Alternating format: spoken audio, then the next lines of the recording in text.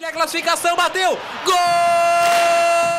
Alunos do curso de jornalismo da Universidade Federal de Santa Catarina realizaram a cobertura da Copa do Mundo de 2014.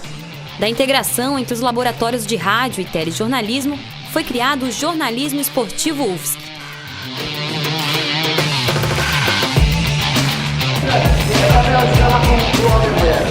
Pela primeira vez nesse curso eu vi, depois de 20 anos, uma mobilização de alunos em que integraram rádio e TV, laboratório de televisão com laboratório de rádio, onde pôde se experimentar, né, não só a teoria, né, mas também botar em prática tudo que é ensinado pelos professores, tudo que os alunos já aprenderam, e conseguir transformar isso num bom trabalho de cobertura com a rádio e a televisão. Acho que foi uma experiência muito rica, né? Há tempos a gente não viu uma coisa tão intensa aqui no laboratório de rádio, né? E o mais interessante é que essa foi uma iniciativa dos próprios alunos, né? O núcleo de radiojornalismo esportivo já faz alguns anos que tem funcionado assim, com os alunos mais velhos ensinando os mais novos, e isso serve para tapar um buraco no nosso currículo, que a gente não tem jornalismo esportivo e nem rádio esportivo no currículo, e para fazer com que, né, exista uma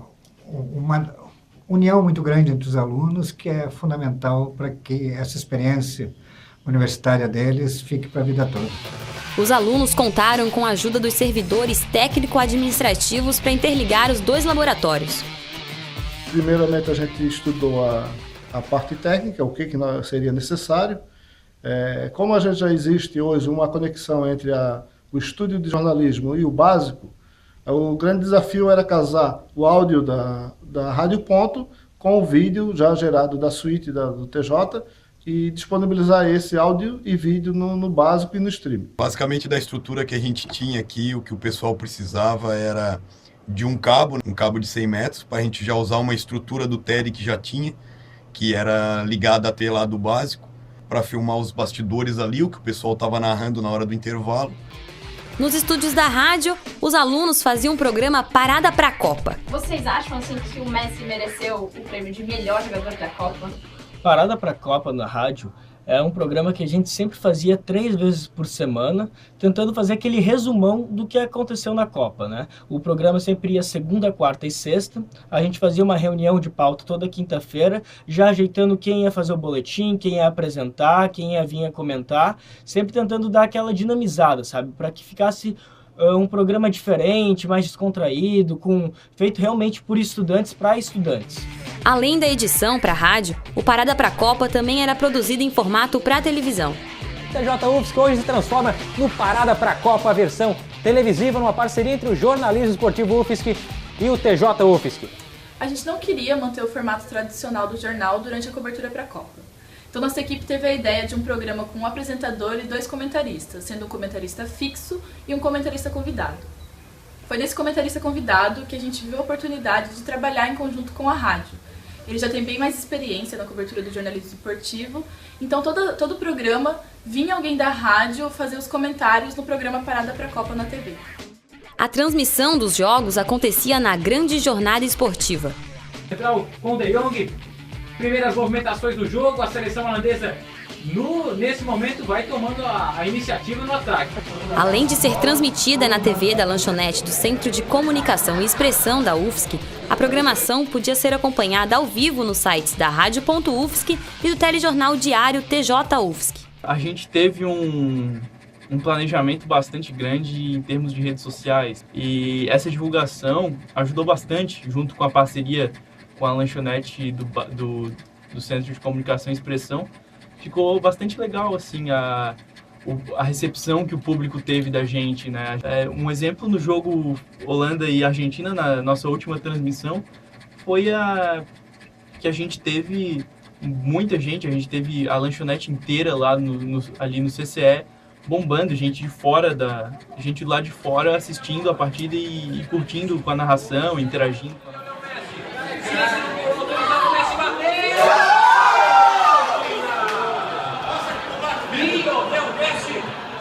Ao todo, foram transmitidos 19 jogos, além da produção de 6 programas para TV e 12 para rádio.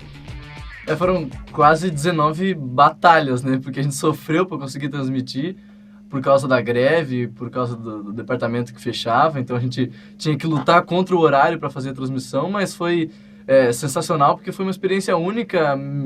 Uma cobertura da Copa do Mundo é a maior cobertura que a gente já fez até hoje.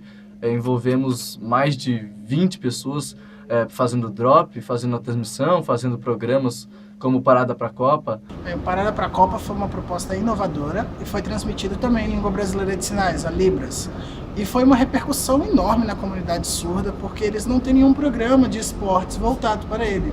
E com o advento do Parada para a Copa, teve uma repercussão muito grande, foi muito bem aceito pela comunidade surda, virou objeto de estudo de várias disciplinas e a repercussão foi super positiva. A gente teve uma cobertura muito boa pelo Facebook, em que a gente aproveitava os estudantes de jornalismo que estavam em intercâmbio para produzirem materiais do seu país. Então a gente tinha alunos produzindo da Alemanha, da França, da Espanha, de Portugal, aqui a gente tinha na Argentina e também parcerias com outros estudantes de outras universidades. Então é sempre que a gente tem a oportunidade de cobrir a Copa do Mundo fora do país. E eu acho que Parada para a Copa deu esse espaço para mostrar um pouco sobre como foram os jogos e a vibração dos alemães aqui em Stuttgart. Foi super bacana fazer parte da equipe do Parada para a Copa, trazendo material diretamente de Barcelona.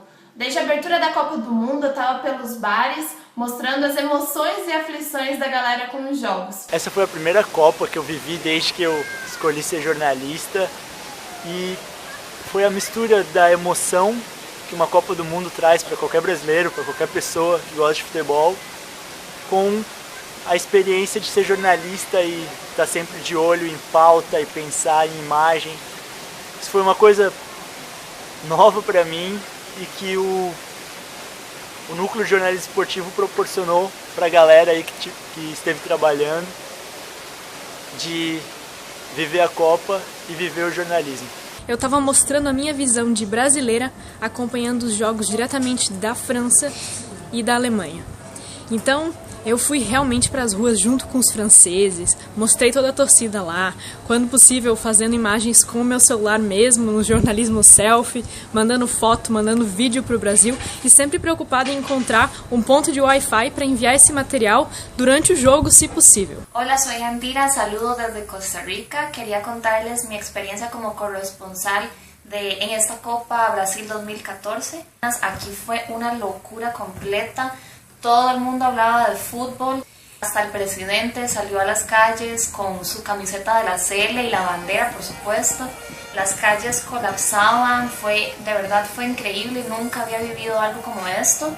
Que yo sepa, aquí solo desde Italia 90 se había vivido algo similar, porque la selección nunca había llegado tan lejos en una Copa Mundial. Pero fue realmente muy bonito haber podido documentar todas estas experiencias, las actividades que se hicieron luego de los partidos. Realmente fue una experiencia muy enriquecedora para mí como comunicadora. Bueno, y espero verlos en el 2018 en Rusia. E um saludo para o Brasil.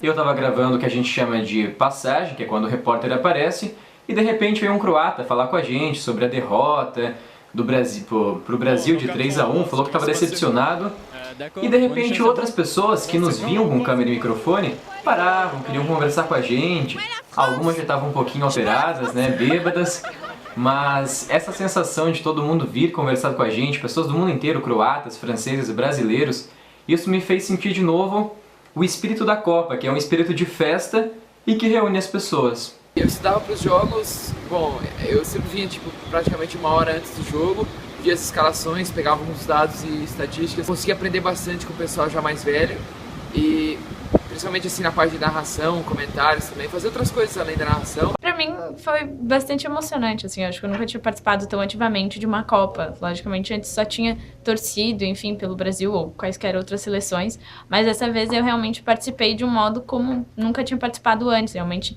acompanhando os jogos, participando dos jogos e das grandes jornadas. A experiência foi realmente muito boa. Além de eu poder dar os comentários que normalmente eu faria com os meus amigos, eu pude pesquisar mais sobre os times, saber um pouquinho mais sobre a história de cada país na competição e eu pude conhecer, acompanhar de verdade mesmo uma Copa do Mundo. Participar do Núcleo de Jornalismo Esportivo da UFSC foi uma experiência muito bacana para mim. ainda mais que durante a graduação eu não pude ter experiências parecidas. E como aluno de mestrado foi muito gratificante, foi praticamente uma volta aos tempos de faculdade, e ver a iniciativa da galera fazendo a cobertura, transmitindo, correndo atrás de equipamento, correndo atrás de informação, é praticamente uma simulação do que realmente acontece, né, nas grandes rádios, nas emissoras de rádio, tanto em questão de busca de informação, de adequação de equipamento e também a própria transmissão, que sinceramente, na minha opinião, não deve para mais nenhuma emissora aí grande do Brasil. Foi uma experiência muito bacana essa cobertura da Copa do Mundo de 2014 para colocar um pouco mais a gente no mapa da universidade. Eu acho que essa recepção do público foi, acho que, um dos grandes prêmios que a gente recebeu. Depois de 19 transmissões ao vivo, edições do Parada pra Copa na TV, no rádio, coberturas em tempo real pelo Facebook, no Brasil e no mundo, eu acho que, sem dúvida nenhuma, aquilo que a gente se propôs no início foi cumprido. A melhor cobertura no jornalismo universitário brasileiro.